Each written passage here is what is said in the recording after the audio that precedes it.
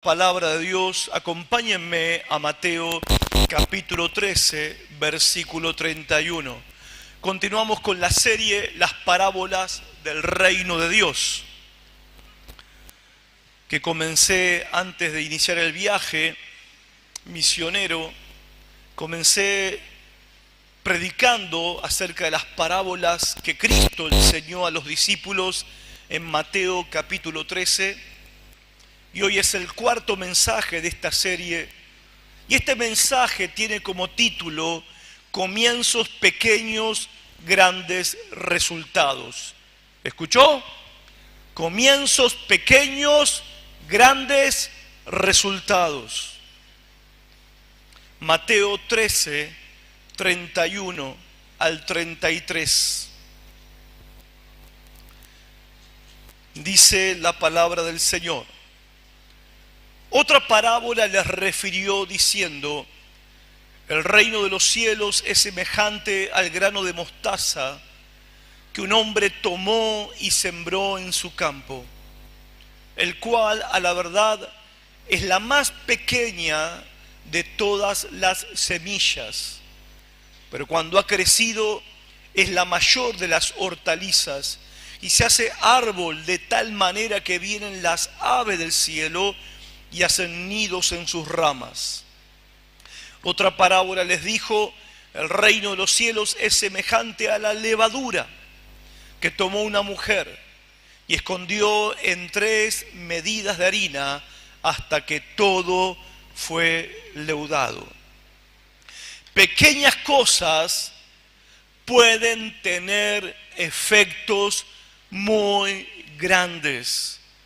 Pequeñas cosas pueden tener efectos muy grandes. Ejemplo, toda la música que nosotros conocemos, la música sinfónica, la música de orquesta, los himnos, los coros, el rock, el blues, el tango, la cumbia, la guaraña, la polka, toda la música que existe en el mundo, toda la música creada que todos disfrutamos, está hecha con solamente 8 notas, o 7 notas. Cosas pequeñas, grandes resultados. Todo lo que hemos hablado, todo lo que se ha escrito, todo lo que se ha cantado, todo lo que se ha dicho por radio, por televisión, los grandes escritos en lenguaje español, toda la escritura, todo lo que se ha hablado y dicho, palabras profundas y palabras sencillas, todo se hizo con 27 letras del alfabeto. Pequeños comienzos, grandes resultados. Cosas pequeñas, grandes resultados. Escuchen, esta es la enseñanza clave de estas 2 parábolas. Comienzos pequeños, grandes resultados. Ahora vamos a tratar de meternos un poco en la piel de los discípulos que estaban escuchando estas palabras. Discípulos que eran un pequeño grupo de personas, judíos ellos, pequeño grupo que habían creído en Jesucristo. La mayoría no creía que Jesús era el Mesías, no creían que Jesús era el Salvador, el Rey enviado por Dios desde el cielo para salvar a su pueblo. Pero había un pequeño grupo de hombres y mujeres, judíos ellos, que sí habían creído que Jesús era el Mesías, era el Salvador. ¿Y qué significó para ellos esta enseñanza del Señor Jesucristo? con respecto al reino de los cielos, con respecto al reino de Dios, porque ellos estaban esperando, por siglos estaban esperando la llegada del reino de Dios, y ellos tenían sus expectativas. Según lo que habían leído en los profetas del Antiguo Testamento, ellos tenían la expectativa de que el reino de Dios llegaría, y llegaría con toda gloria, con todo poder, y que sería un tiempo de venganza, donde Dios iba a tomar venganza de todos los pecadores, que Dios iba a vengarse de los incrédulos, de los que lo habían rechazado, que Dios se iba a vengar del impío, del pecador, del malvado. Ellos esperaban ese tiempo. El reino de Dios vendría y aplastaría a todos los pecadores. Pero cuando veían a Jesús, ellos no veían eso. Ellos veían a Jesús que iba y comía con pecadores. Ellos veían a Jesús que venía de un pueblo insignificante llamado Nazaret, y que no había pompa, ni había tanta gloria, ni había tanto show, ni había tanto esplendor en el hijo del carpintero. Aunque ellos creían que Jesús era el Salvador, de tanto en tanto ellos dudaban si Jesús era verdaderamente el que tenía que venir, si realmente era el Mesías, si realmente era el Salvador. Me imagino que ellos, cuando vieron a Jesús entrar la última vez a Jerusalén, lo que conocemos como la entrada triunfal, donde Cristo entra montado en un pequeño asno, las multitudes lo recibieron con palmas, echaban los mantos a los pies del asno donde iba Jesús cabalgando, y la gente gritaba: Hosana, bendito el que viene en el nombre del Señor, Hosana al Hijo de David. Ahí los discípulos, el corazón de ellos latiendo, porque decía: sí, este es el momento, ahora el pueblo lo está reconociendo, ahora la gente lo está clamando, ahora viene el reino, ahora vamos a tomar el poder, ahora los pecadores van a ser aplastados. Sin embargo, cuando entraron a la ciudad, el Señor les dijo: no, les aviso, hermanos, le decía el Señor a ellos, les aviso que ellos me van a matar. ¿Qué? ¿No se supone que vos venís para matarlos a ellos, para destruirlos a ellos, para destruir a los pecadores? ¿Cómo decís vos que los pecadores te van a matar? ¿Cómo decís vos que es necesario, que el Mesías tiene que morir? Ellos no podían comprender, no podían entender, no entendemos. Se supone que el reino de Dios iba a venir, como dijeron los profetas, a establecer con gloria y poder un reino de justicia, un reino de paz, un reino de gozo donde no exista la maldad, y los pecadores iban a arder en el fuego. Ese reino es el que esperamos nosotros. Y ahora vos decís que vas a morir y que ellos te van a matar a vos. No entendemos. Entonces, ¿qué hace Jesús? Jesús les explica con 7 parábolas cómo es el reino de Dios en este tiempo donde la mayoría rechaza al Rey Jesucristo. Esto era un misterio para ellos, porque esto no estaba revelado en el Antiguo Testamento. Para ellos era absolutamente nuevo lo que Jesús les está enseñando en Mateo 13, porque Jesús les está explicando: yo soy el rey, el reino ha llegado, pero yo voy a permitir, hasta que yo vuelva la segunda vez, voy a permitir en mi reino que la maldad exista, y voy a permitir que los pecadores me rechacen, pero yo sigo siendo el rey y estoy en control de todas las cosas. Se lo tuvo que explicar. Para ellos, entonces, empieza el Señor: esto va a ser así. La primera parábola: el sembrador salió a sembrar. La semilla cae en 4 terrenos diferentes, y de los 4 terrenos solamente un terreno va a dar fruto. Señor, no entendemos. la explicación es esta. El mensaje del Evangelio va a ser predicado a todas las personas, y de todas las personas muchos van a oír la palabra, le va a entrar por una oreja, le va a salir por la otra. Otros van a recibir la palabra con mucha alegría, pero van a durar poco. Cuando venga la prueba se van a mandar a mudar. Y otros van a recibir la palabra con alegría, pero van a tener tanta ansiedad y afán por las cosas del mundo que la palabra se va a ahogar y también me van a abandonar. Pero va a haber un grupo de gente que tiene un corazón preparado, van a recibir la palabra y eso van a dar fruto a 60, a 100 y a 30 por uno.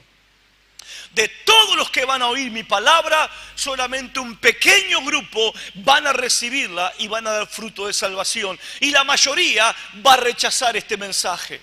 Señor, ¿y qué hacemos con los que rechazan? Entonces, si identificamos a los que rechazan, entonces el fuego del cielo va a caer sobre ellos. Arrancamos a los que rechazan el Evangelio. Entonces el Señor le explica la segunda parábola y le dice: no, el reino de Dios es como un campo que un hombre sembró con trigo y después se fue a dormir con sus empleados. Pero a la noche vino el malo, su enemigo, y sembró cizaña. Cuando se levantó el otro día, el trigo creció, pero la cizaña también había crecido. Entonces los empleados dijeron: vamos a cortar la cizaña. Y el dueño le dijo: no, no corten la cizaña, porque si cortan la cizaña pueden cortar también el trigo. Le está diciendo: en este tiempo, hasta que yo vuelva por segunda vez, los malvados van a crecer juntamente con los creyentes. Va a haber tantos malvados como va a haber tantos creyentes. La justicia con la injusticia van a crecer juntos, y ustedes no tienen que juzgar a nadie.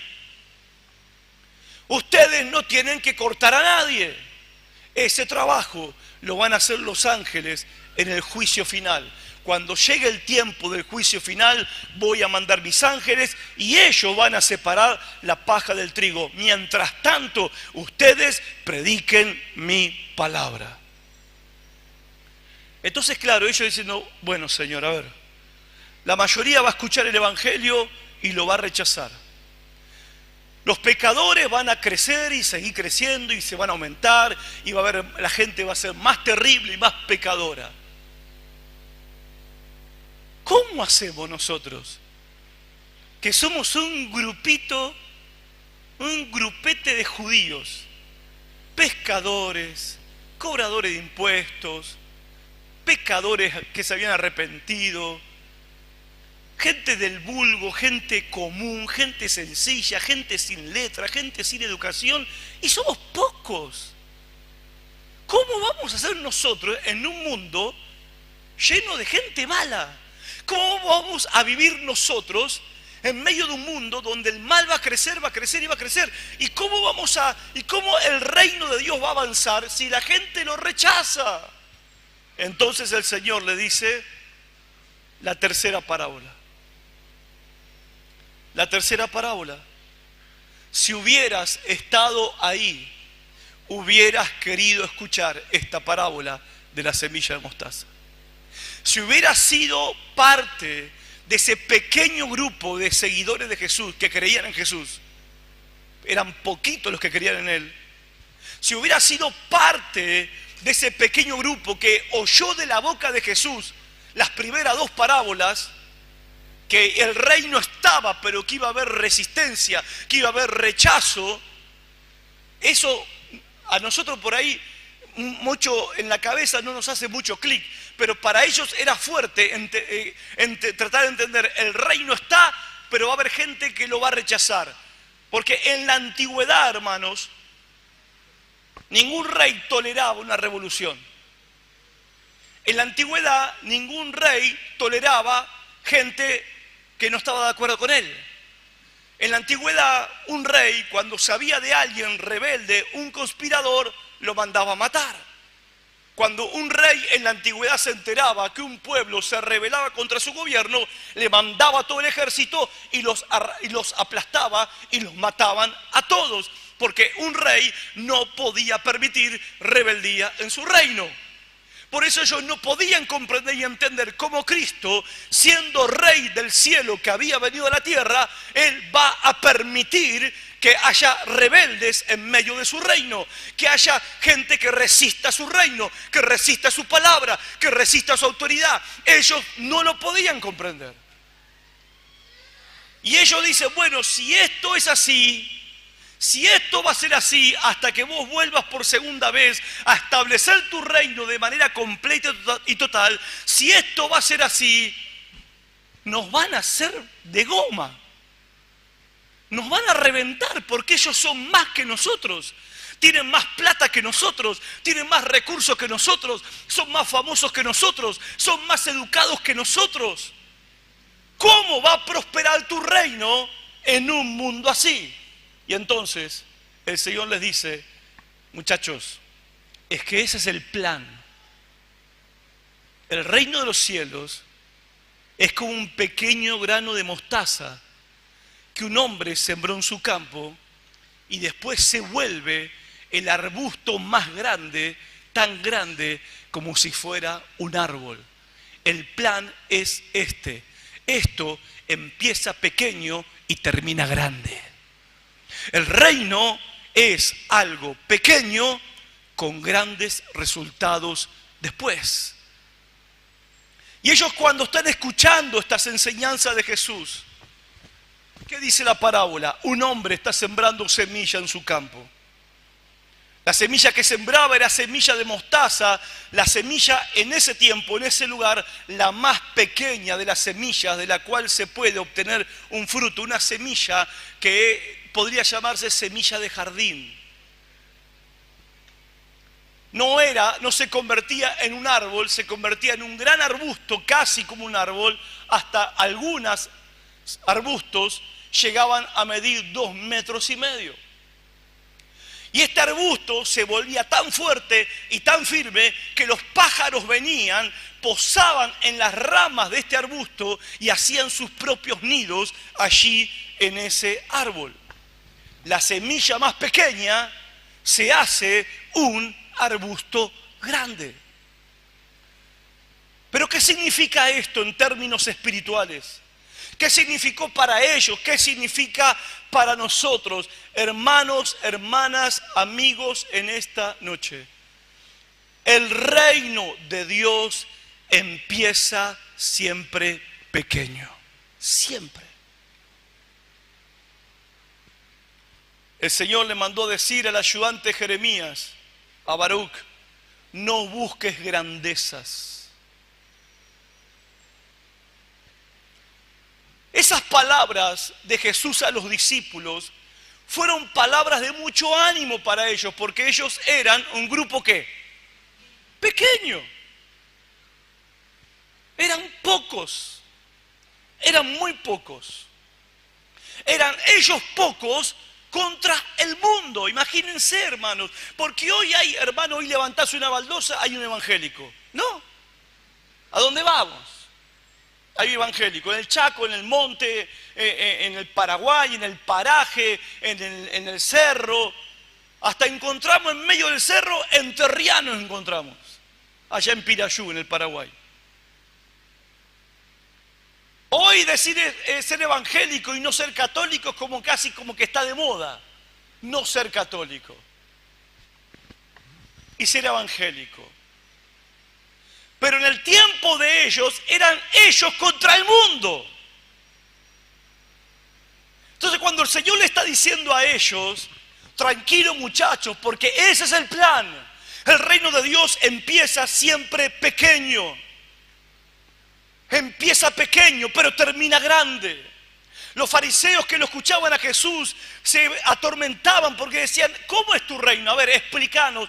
Porque, a ver, vos hablás del reino de Dios. ¿Dónde está tu reino? Y Jesús le decía a los fariseos, el reino de Dios no viene con señales. No lo vas a ver, helo aquí, helo allí. No lo vas a ver, pero el reino de Dios ya está entre ustedes. Vos sembrás la semilla de mostaza y no ves la semilla, pero la semilla con todo su poder y con todo su potencial ya está sembrada en la tierra. No lo podés ver, pero allí está el potencial para un gran arbusto. Los fariseos se rompían la cabeza porque ellos también tenían la idea de un reino descomunal, de un reino espectacular, de un reino de Dios donde iba a aplastar a todos los pecadores. Y Jesús le decía, ustedes no lo ven, pero el reino ya está entre ustedes. Hermanos, lo que empezó en un mugroso pesebre de Belén, entre la bosta de la vaca, del burro, del asno y del caballo, en la oscuridad de la noche, en ese bebito recién nacido de una jovencita con la edad de un adolescente, eso que comenzó con apenas 120 discípulos en un sábado domingo de Pentecostés, esa cosa pequeña que comenzó en ese momento, ese reino pequeño que vino al mundo, va a dominar toda la tierra. Un día señalado tendrá dominio, como dice el Salmo 72:8, tendrá dominio de mar a mar, de monte a monte, de norte a sur, de este y oeste, y los reyes y las potencias de las naciones vendrán al rey y le traerán sus ofrendas y se postrarán ante él, porque el rey que reina hoy es el rey que viene pronto, Jesucristo. El profeta diciéndole al pueblo que se preparara para este reino que abarcaría el mundo, que abarcaría las naciones, que abarcaría el universo. El profeta le dice a través de Isaías 54, ensancha el sitio de tu tienda, alarga las cuerdas y refuerza tus estacas, porque pronto vas a estar que no vas a caber, porque te extenderás a la mano izquierda, a la mano derecha, y tu descendencia va a heredar las naciones. El reino de Dios vendrá y gobernará sobre todo el mundo, sobre todo lo creado, sobre todo el universo, y ese día pronto vendrá. Ese reino es el que está aquí, ahora pequeño, pero que va a terminar como grande. Este reino que, sin importar lo insignificante que empezó, este reino que, sin importar la oposición que sufrió, la persecución que sufrió, los ataques que sufrió, este reino menospreciado por las naciones, menospreciado por los gobernantes, menospreciado por los sabios, este reino gobernará el mundo entero. Cuando Cristo murió en la cruz y lo vieron allí expirar y exhalar su último aliento, ellos se frotaron las manos diciendo, Te'en, se acabó, por fin, nos sacamos de encima a este judío pesado. Lo matamos, se terminó la historia, pero ese día, esa crucifixión apenas fue el comienzo. El reino empezó pequeño y termina grande. Pequeños comienzos y grandes resultados. Por eso la intención de esta parábola es animar a los discípulos para que ellos tuvieran la confianza de lo que estaba comenzando allí. Iba a influenciar el mundo entero, iba a influenciar las naciones enteras. Necesitaban ánimo, porque ellos iban a atravesar momentos difíciles. No es fácil ver a tu líder, a quien admirás, a quien adorás, ser maltratado, pisoteado, escupido, golpeado, azotado, como hicieron con Jesús, delante de sus propios ojos. ¡Wow! Hoy veíamos a la mañana y hubo un accidente, un auto y una moto. El de la moto venía con la novia atrás. Terminaron casi abajo del auto. El auto venían dos muchachos. Se bajó el del auto y el de la moto le decía, ¿qué pasó? Y el del auto le dijo, ni dos palabras. ¡Bum! Le metió una piña y le empezó a correr por todos lados y entró a disparar. Y la novia lo veía a su a su ángel, a su príncipe azul, huyendo de las piñas del otro que era más petizo que él. Cuando volví a pasar a la vuelta, la novia estaba llorando abrazado de una señora. No sé si era por la moto rota o porque el príncipe azul se le destiñó. Claro, no es fácil ver la persona que amás, la persona que admirás, la persona que idealizás, no es fácil ver en una situación de maltrato, humillación. Imagínate para los discípulos que ellos creían que Jesús era el rey, lo creían de todo corazón, verlo siendo azotado, escupido, golpeado, maltratado. Iba a ser devastador para ellos. Iba a ser y fue muy fuerte para ellos. Por eso Jesús en esta parábola le está dando a ellos ánimo, para que no se desanimen cuando vean el mal prevalecer. Y hermanos, esto también es importante que nosotros tomemos nota de estas palabras. Porque no sé vos, pero a mí me pasa que a veces es bastante desanimador ver más rechazo al mensaje que aceptación. Es bastante frustrante ofrecer la salvación por gracia gratuita de Dios y que las personas rechacen al único que los puede salvar. Es doloroso, es frustrante y de repente a veces parece una guerra desigual, donde ves que del lado de las tinieblas están todos los recursos y todos los medios para esparcir el mal, para esparcir el pecado, para esparcir maldades y perversiones. Y de este lado cuesta todo y cuesta un montón. Y vienen esos momentos, no, capaz que a vos no te pasa, pero a mí me pasa.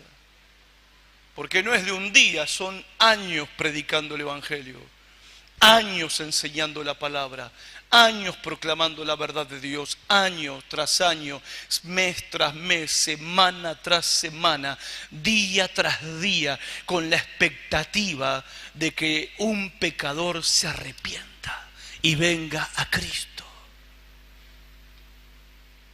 Y cuando eso no sucede, con la esperanza que las cosas cambien. Me invitaron a ser columnista en un programa de radio ciudadana, la radio pública acá de Concordia. Y estoy de columnista los martes a la noche ahí. Y me pidieron que prepare una columna para hablar acerca de las tendencias del presente que van a marcar nuestro futuro, que van a determinar nuestro futuro. Así que todos los martes voy y hago ahí mi presentación con el conductor del programa, hablando de las cosas que están pasando hoy y cómo vamos a terminar si seguimos así. Y me llama esta semana el conductor del programa y me dice, mira, estuve hablando con el director de la radio, Claudio Gastaldi. Me dice que le gusta el programa que estamos haciendo, le encanta el programa, pero dice, tenemos que hacer, me pidió un cambio, porque el programa se llama Buenas Noticias. Entonces, tenemos que tirar buena onda, me dijo, buenas noticias. Y yo le digo, bueno, va a ser medio difícil, che, porque no veo muchas buenas noticias, que digamos. Es más, cuanto más miro a mi alrededor, veo más decadencia. Yo no veo progreso. Yo no veo que esto esté mejorando. Yo no veo que la sociedad esté mejor. No veo que las familias estén mejor. No veo que los jóvenes estén mejor. No veo más justicia, más paz, más santidad, más pureza. Veo todo lo contrario. Me van a echar del programa, le digo, porque la única buena noticia que tengo es que se arrepientan y crean en Cristo, pero vos no querés que yo diga eso en tu radio. Así que no sé cómo vamos a hacer, le digo.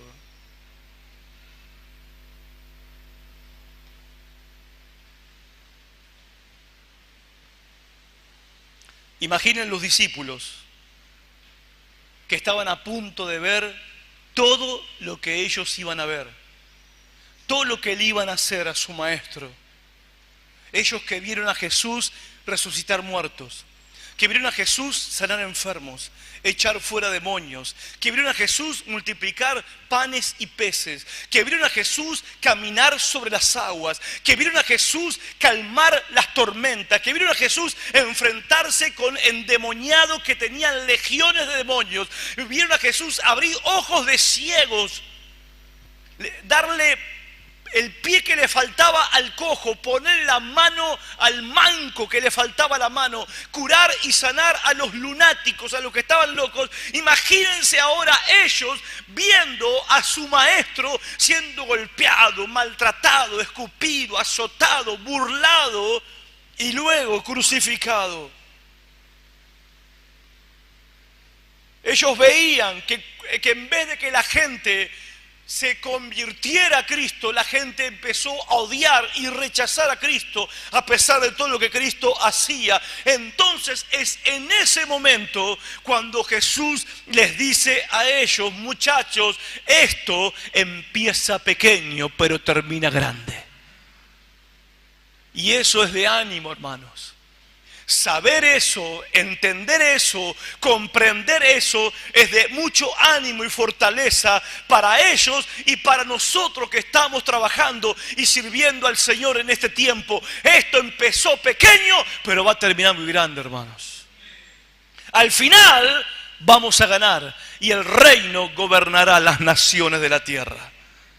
Ahora hay otro punto importante, el versículo 32 dice que este arbusto crece casi tan fuerte como un árbol. No es un árbol, pero tiene la fortaleza de un árbol, porque los pájaros vienen y reposan en las ramas de este árbol y hacen su nido. Es un árbol que provee sombra, es un árbol que provee protección, es un árbol que provee seguridad y es un árbol que provee alimentos. Acá, a diferencia de otros pájaros que tienen que salir a buscar la comida para traérsela a sus pichones, en este árbol los pájaros tienen su comida en las ramas del árbol porque comen las semillas del mismo árbol. Está diciendo el Señor: así es el reino. Ahora, la pregunta es: ¿quiénes son estas aves que vienen y se posan en las ramas? ¿Quiénes son estas aves que hacen nidos y se benefician del fruto que tiene este árbol? Bueno, tenemos una ayuda en Daniel capítulo 4. Dice que el rey Nabucodonosor tuvo un sueño y él vio un gran árbol que su copa llegaba hasta el cielo y las aves de los cielos venían bajo la sombra de ese árbol. Y dice Nabucodonosor: esto es lo que soñé y después me desperté. Daniel, ¿qué significa este sueño? Y el profeta Daniel, que tenía el don de interpretar los sueños, le dice al rey Nabucodonosor: ese árbol eres tú y ese árbol es tu reino. Y las aves que vienen son las naciones que están bajo tu gobierno, bajo tu autoridad y que se benefician de tu gobierno. En otras palabras, ese hombre y su gobierno era un árbol que daba seguridad, protección, sombra y alimento a otras naciones que estaban bajo su gobierno. Pensando más actualmente en un país que sea parecido a esta idea, podríamos pensar en su tiempo en Estados Unidos, por ejemplo. No ahora, es que está en decadencia. Pero Estados Unidos fue una nación fundamentada en conceptos y valores y verdades cristianas. Una nación que se convirtió en potencia, una nación que bendijo a las naciones. Yo no sé si usted sabe, nuestra constitución argentina es una copia casi exacta de la constitución de Estados Unidos. Nuestro sistema de derecho, nuestro sistema de gobierno republicano, no solamente el argentino, sino de los países latinoamericanos, todo eso se lo debemos a la influencia de Estados Unidos.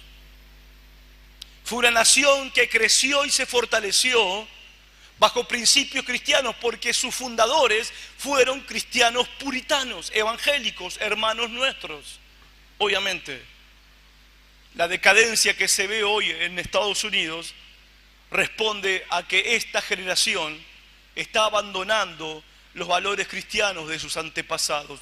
Pero aunque esta generación actual está abandonando esos valores, todavía están disfrutando los beneficios de los valores que establecieron sus antepasados hace más de 200 años atrás.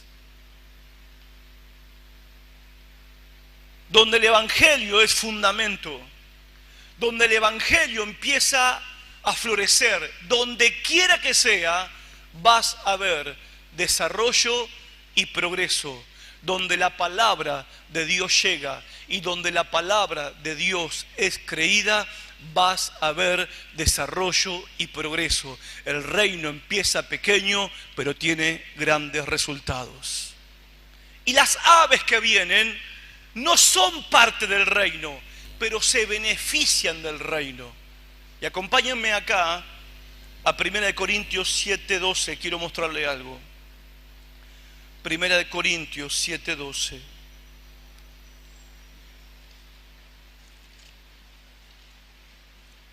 Por eso lo mejor que podemos hacer cuando vamos a otros pueblos, ciudades y naciones, no vamos a promocionar nuestro ministerio, no vamos a promocionar el nombre de nuestra iglesia, no vamos porque queremos hacer turismo, vamos a proclamar el Evangelio, porque donde el Evangelio es predicado, donde el Evangelio es creído, ahí hay una comunidad que puede empezar a florecer y a progresar. Porque el reino de Dios es como un árbol, comienza pequeño, pero termina grande. Pero miren ahora, tenemos el ejemplo de Nabucodonosor. Él era como un árbol que beneficiaba a muchas naciones. Estados Unidos en su tiempo, una nación que benefició a muchas naciones, que muchas naciones se beneficiaron de su cultura, de sus leyes, de su sistema educativo, de salud, etc. Pero mire lo que dice 1 Corintios 7:12. Dice así: y a los demás yo digo, no el Señor. Escuchen, si algún hermano, un cristiano, tiene mujer que no sea creyente y ella consiente en vivir con él, no la abandone. No dice que el hermano cristiano se busque una mujer no cristiana. No, dice, si un cristiano está casado con una mujer que no es cristiana y la cristiana consiente en vivir, y la mujer, perdón, consiente en vivir con su esposo sin hacerle problema por su fe, no se separe, no la abandone. Y si una mujer cristiana tiene marido que no sea creyente y él consiente en vivir con ella, no le hace problema por su fe, no le hace la guerra por su fe, no lo abandone, no te separes del morocho inconverso. Eso está diciendo. ¿Por qué? ¿No es mejor sacarme de encima a este pecador? ¿No es mejor sacarme de encima a esta pecadora? No. Si consiente, si no te hace la guerra y está en paz con vos, no lo abandones, no lo dejes, no te separes. ¿Por qué? Porque el marido incrédulo es santificado en la mujer creyente. Y la mujer incrédula es santificada en el marido creyente. Pues de otra manera, vuestros hijos serían inmundos, mientras que ahora tus hijos, aunque no sean creyentes, tus hijos son santos. Son apartados para Dios. ¿Qué está diciendo, hermanos? Está diciendo que el creyente en su familia es como un árbol que tiene ramas y los familiares que no son creyentes comen de la bendición que cae sobre el creyente. Esposas que reniegan de sus maridos creyentes no saben que ellas son bendecidas porque Dios bendice a su marido que es creyente. Esposos que reniegan de su esposa inconversa, de su esposa rebelde, de su esposa no creyente. No, al revés. Ya me trabuqué.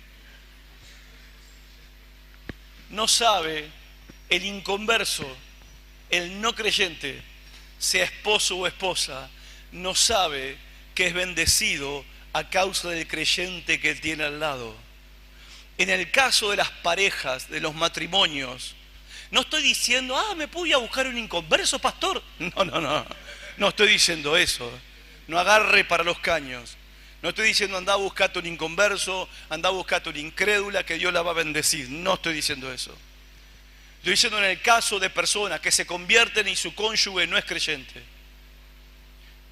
El que no es creyente, sea hombre o sea mujer, que despotrica de la fe, despotrica de la iglesia, despotrica del pastor, despotrica de los viajes misioneros, despotrica del diezmo, despotrica de todo. El que despotrica no sabe que está siendo bendecido y bendecida porque el que duerme al lado es hijo del Rey Altísimo. Y los hijos no quieren ir a la iglesia. Que reniegan de que ¿por qué me tocaron padres creyentes? ¿Por qué no me tocaron ateos? ¿Por qué no me tocaron padres, no sé? Los hijos que reniegan de sus padres creyentes no saben de cuántas cosas son librados, guardados, porque Dios escucha la oración de su papá y su mamá que son creyentes. Esos hijos no saben, ignoran que son santos, que son apartados para Dios, solo porque su papá o su mamá es creyente. Solo porque uno de sus padres es creyente. Ya ellos son tratados de manera especial. Hermano y hermana creyente, tus hijos y tus hijas son tratados de manera especial por Dios, por el hecho de que vos sos un fiel creyente. Y mientras nosotros a veces los padres renegamos de nuestros hijos rebeldes, Dios los trata a ellos como escogidos por causa de que vos sos un creyente.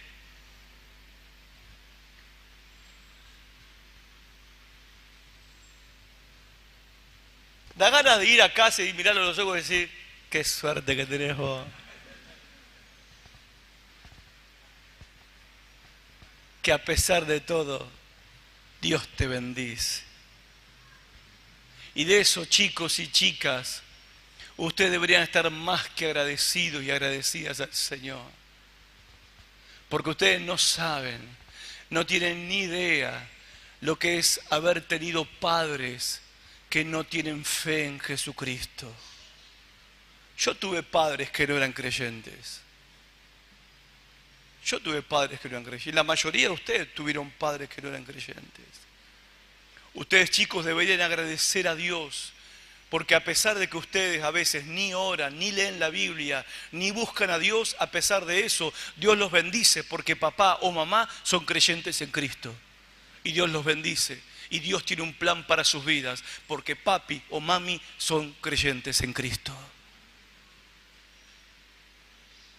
Y así que cuando vuelvas a tu casa, marido creyente, y te espera tu esposa inconversa, como si fuera, no sé, Jezabel con 2 cabezas, vos mirá a decirle, te amo, mi amor, te bendigo.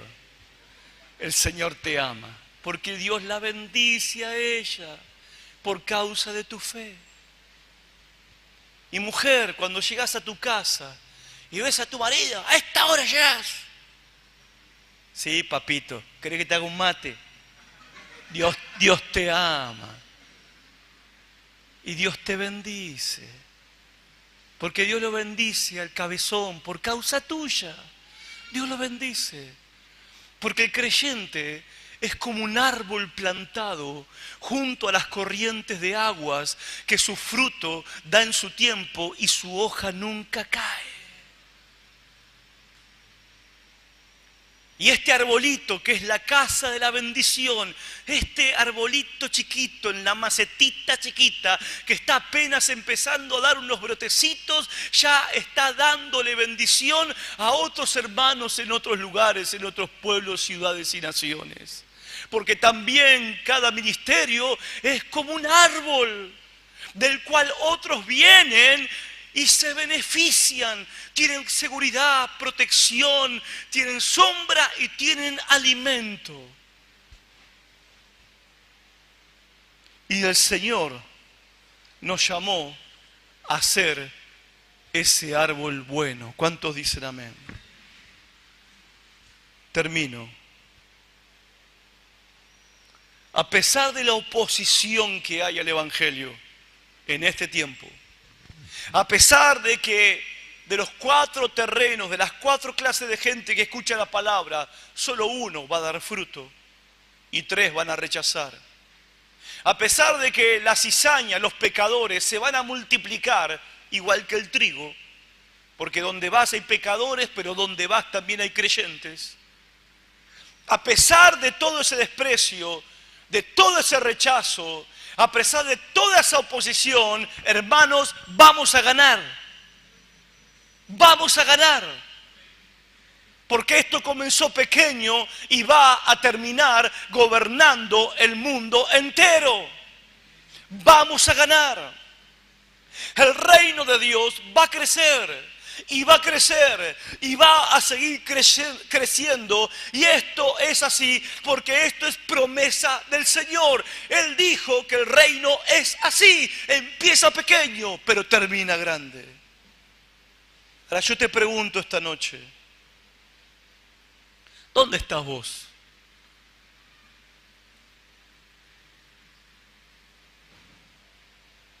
¿Sos de los que todavía se niegan a que Cristo gobierne sus vidas como Rey?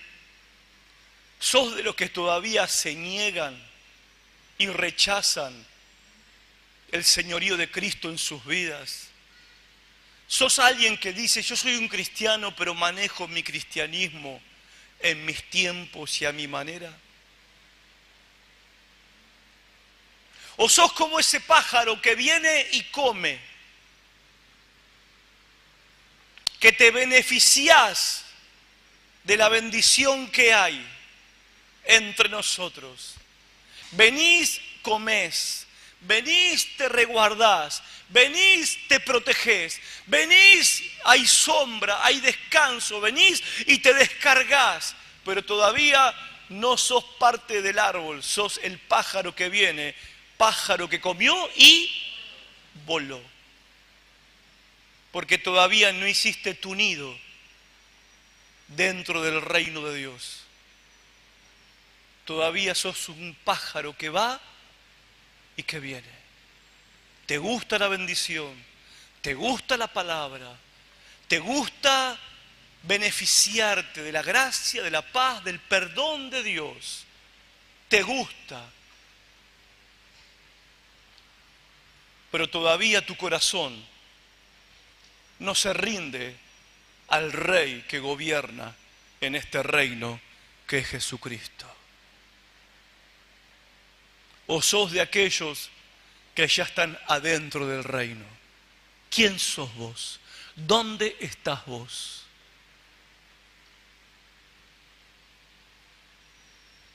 Si alguien esta noche quiere entrar, quiere dejar de pelear con Dios, quiere dejar de resistir, de rechazar, de negarse a que el Señor gobierne y controle su vida. Si sos de aquel que viene como el pájaro, come, recibe y pum, se va, sin compromiso con Cristo. Pero hoy esta noche te das cuenta que afuera del reino vas a perder. Afuera de este reino vas a perder. Porque este reino hoy parece más o menos. Este reino hoy no es muy atractivo. Este reino no es muy famoso. Este reino no es muy rico. No es muy próspero. No es muy aplaudido. No es afamado y tampoco es querido. Pero un día este reino gobernará el mundo. Y si te das cuenta que querés entrar para no quedarte afuera, la puerta para entrar a este reino se llama Jesucristo. Y la única manera de entrar por esta puerta es darle la espalda al pecado y poner tu confianza para ser salvo y salva solamente en Jesucristo. Porque Él dijo, yo soy la puerta. ¿Dónde te vas a quedar? ¿A dónde te vas a quedar? ¿Fuera del reino? ¿Comiendo del reino? ¿O adentro del reino? Tenés que tomar una decisión esta noche. Por mi parte, yo he decidido, quiero estar del lado que va a ganar. Quiero estar del lado que va a ganar. Yo te invito a ponerte de pie. Cerra tus ojos por un momento. Y yo te invito que hables con el Rey Jesús. Si todavía no sos parte de su reino, Él es la puerta.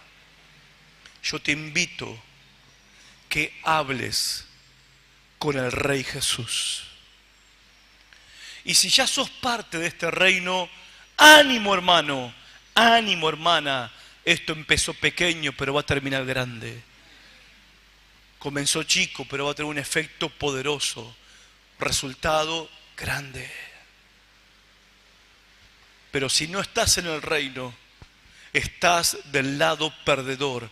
Vas a perder mucho más que una batalla o que un partido. Vas a perder tu alma. Así que te aconsejo que vengas a Cristo y que le pidas a Cristo que te deje entrar en su reino. Dale la espalda a tu pecado, a tu rebeldía, a tu rechazo y poné tu confianza y tu fe solo en Jesucristo y entrarás al reino. Habla con el Señor Jesús. Él es la puerta de este reino. El que entra por Él será salvo. Gracias, Señor. Gracias por tu palabra. Oro y te pido para que en esta noche todos cobremos ánimo, fortaleza, agradecidos por esta verdad gloriosa del poder expansivo de tu reino. Gracias, Señor. Oro para que los que están fuera sean traídos por el Espíritu Santo adentro del reino, de tu reino. Y oramos esta noche, venga a nosotros tu reino y hágase tu voluntad en la tierra como en el cielo. Sea así en esta tierra, en esta ciudad, en esta nación y en las naciones de la tierra. Ven, Señor Jesús. Ven a gobernar, ven a reinar, ven a señorear con vara de hierro las naciones de la tierra. Ven, Señor Jesús, a ejecutar venganza sobre tus enemigos. Ven, Señor, venga a tu reino y tu gloria llene toda la tierra y tu magnificencia las naciones. Como lo has prometido, diciendo, he aquí, yo vengo pronto. Gracias, Señor. Esperamos tu venida. Mientras tanto, vamos sembrando la semilla. Vamos predicando la palabra hasta el día que tú vengas. En el nombre de Cristo oramos y te damos gracias. Amén y amén.